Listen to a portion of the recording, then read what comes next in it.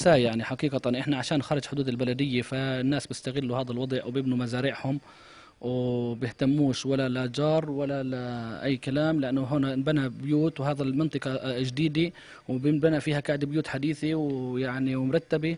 وفي ناس هنا عمالهم بيبنوا يعني مش ولا معنيين في الأمر، بيبنوا برقصات مزعجة، روائح كريهة، أمراض، إشي يعني لا يصدق يعني. حتى إنهم كرهوا الواحد في بيته إنه يقعد فيه ويعني ويمارس حياته الطبيعية يعني. مجدي، يعني البلدية يعني رد أو دور البلدية، يعني هل أنت هل توجهتم للبلدية؟ ما رد البلدية على هذا الموضوع؟ توجهنا للبلدية وبقول لك هذا خارج إطار خدماتنا يعني، لأنه إحنا خارج حدود البلدية ما بنقدر إحنا نمنع مواطن أو نوقف مواطن. طيب، يعني قضية هذه الروائح، طب من المسؤول عن هذه المنطقة بالذات؟ يعني هذا كيفية الحل؟ هذا المنطقة مسؤول عنها هو الحكم المحلي. وللأسف الحكم المحلي برضه في ناس راجعوه كتير في قضايا كتير ما قدر يحل ولا مشكلة حدا، فإحنا ما لجأنالوش لحد الآن. وفي عندك الصحة والمكرهة الصحية والكذا، وإحنا والمكرهة الصحية يعني بدنا نلجأ لها نشوف، وبقولوا الناس إنه برضه ما في فائدة من هذا الموضوع. بس إحنا بنحاول نطالب كل المواقع والأماكن يعني اللي بتقدر تخدمنا بهذا الحكي، وإن شاء الله إنه خير يعني. إحنا متابعين المواضيع ومش مقصرين في هذا الحكي، بس للأسف إنه إحنا قاعدين في إزعاج تام وفي حياة تعيسة. وحتى أخوي في أمريكا كان هذا البيت لإله بده يجي السنة يقضي الإجازة فيه، لغى سفره وغير تذكرته يعني. فبقول لك أنا ما بقدر أجي أعيش في منطقة زي هاي ولا في وضع زي هيك، أنا بضلني في أمريكا وغربة.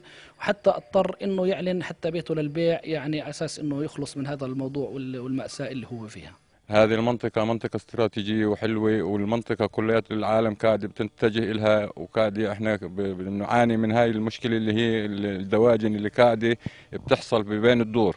فهذه المنطقة يعني حتى مش يعني منطقة للبنى بس مش للمزارع. فهاي المنطقة أنا إلي عندي هون 5 دنم، أنا ابني في أمريكا بده يجي يبني هون ما رفض. ليش؟ لأنه قاعد في يعني هذه المزرعة اللي منه تحت هاي قاعد بتعملنا مشاكل. فهذا الحكي يعني احنا بنطالب السلطات وبنطالب الناس المعنيين في هذا الحكي انهم يشوفوا المشكله هاي ويحلوا لنا اياها. احنا بنعاني من هاي المنطقه المشكله، واحنا بنتجه للجهات المختصه انها تساعدنا في هذا الشغل. في حال نعم، في حال ما استجابتش احنا قاعدين بنلجا للمحاكم مش اكثر يعني. معظم الشكاوى التي تردنا أن فلان يقوم ببناء مخالف هنا وهناك، بالإضافة إلى تعديات على الأودية والشوارع. ومديرية الحكم المحلي في جولاتها وضمن خطتها بالرقابة على الأبنية تقوم بجولات ضمن هذه الخطة. ومنطقة بلعة مثلها مثل باقي المناطق الريف الفلسطيني، أنت تعرف أن هؤلاء المواطنين هم جزء كبير منهم مواطنين يعملون بالزراعة وبتربية المواشي والدجاج، وينتج عن هذه المزارع روائح. وبالتالي نحن لا نسمح بأي شكل من الأشكال أن تقوم هذه المزارع داخل المخططات الهيكلية، ونطلب من البلديات عندما يقوموا بتخطيط هذه المخططات أن يأخذوا بعين الاعتبار الواقع الزراعي والواقع الحيواني في هذه المناطق، وأن يحددوا مناطق لإنشاء هذه البراكسات فيها. ولكن أحيانا ما تواجهه هذه البلديات أن حدود الصلاحيات لتوسعة المخطط الهيكلي تكون صغيرة، وبالتالي لا نتمكن من إيجاد المناطق الصناعية أو المناطق الزراعية داخل المخطط الهيكلي، ونلجأ لإعطاء التصاريح والتراخيص خارج حدود التنظيم، خارج المخطط الهيكلي. ولكن بالتوسعات المستقبلية تدخل هذه المزارع ضمن حدود المخطط الهيكلي. وبالتالي ما نطلب من البلديات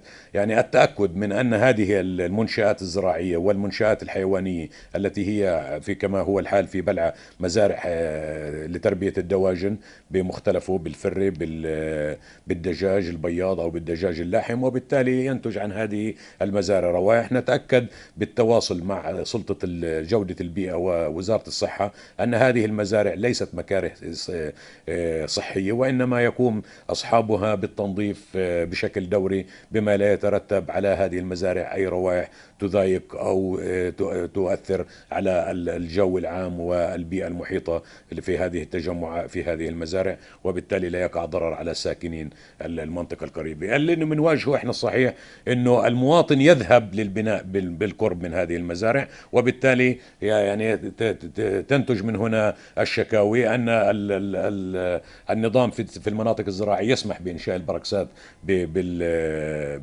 بالأراضي المقام فيها مباني، ولا نستطيع إلا إعطاء هذه التراخيص، ونطلب من هذا المواطن قبل الحصول على التراخيص اللازمة من جهات البيئة والصحة، والإضافة إلى الحكم المحلي التي تصدر الرخصة الإنشائية، بعد الحصول على التواقيع والموافقات من الجهات التي ذكرتها، والتي هي لها علاقة بالبيئة، ولها علاقة بالزراعة، ولها علاقة بالبيطرة، ولها علاقة بالتطعيم.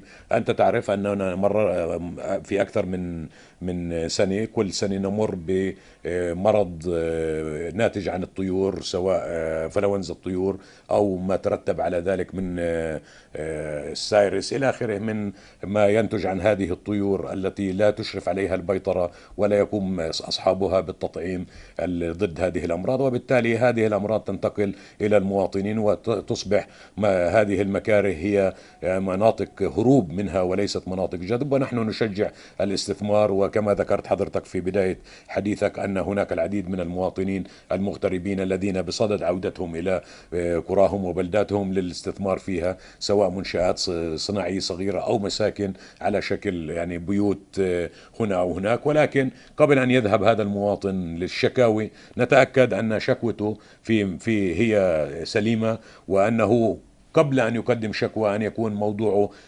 سواء بناؤه أو مصنعه معالج ومرخص، وماخذ المصادقات اللازمة والموافقات اللازمة من جهة الاختصاص. نحن لا نقول أنكم لهذول المواطنين أن لا تذهبوا للبناء في هذه المناطق، ولكن نقول للبلديات ونقول لكل المخططين في هذه المناطق، سواء نحن كحكم محلي أو كبلديات كقطاع حكم محلي، أن يأخذوا بعين الاعتبار أن هذا الريف الفلسطيني يعني يعتمد بشكل كامل في بعض مواقع على الزراعة وعلى الثروة الحيوانية، وبالتالي يجب أن يأخذوا بعين الاعتبار عند إعدادهم المخططات الهيكلية تحديد مواقع زراعية في المخططات الهيكلية ليتمكن هذا المواطن من البناء والقيام بواجبه تجاه وطنه، من خلال يعني توفير فرص عمل في هذه المزارع، وتوفير فرص عمل في هذه المنشآت، بالإضافة إلى يعني سد حاجة السوق المحلي من هذه الاحتياجات اليومية من الزراعة والدجاج واللحوم والى آخره. ولكن المطلوب من هذا المواطن أن يكون على قدر المسؤولية أيضا، أن لا يضر بمواطنه وجاره وشريكه في الأرض أو مجاوره، وبالتالي يعني على المطلوب، على أقل المطلوب أن يكون بالتنظيف الدوري لهذه المزارع، ورشها بروائح تطغى على الروائح الكريهة.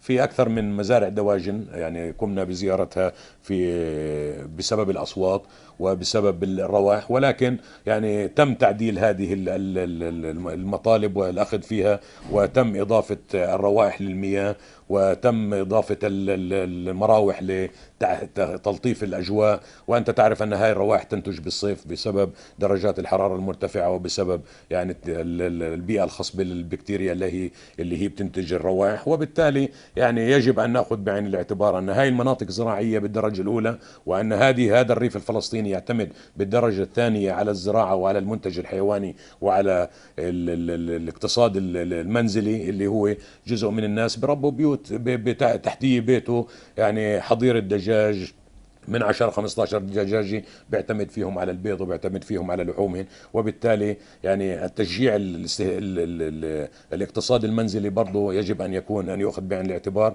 ولكن ليس على حساب مصالح بقية الناس.